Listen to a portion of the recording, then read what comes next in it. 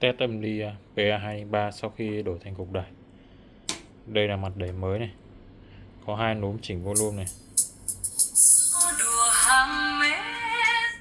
Đấy. Và đây là dàn led nháy theo nhạc nhé.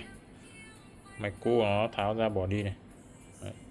Đúng này thì mọi người sẽ dùng vang để chỉnh nhá. Con này bây giờ chỉ là đẩy thôi.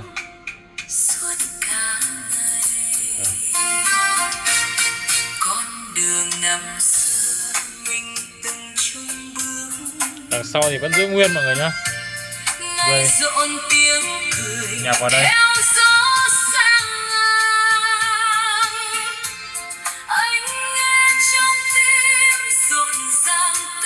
Xong rồi.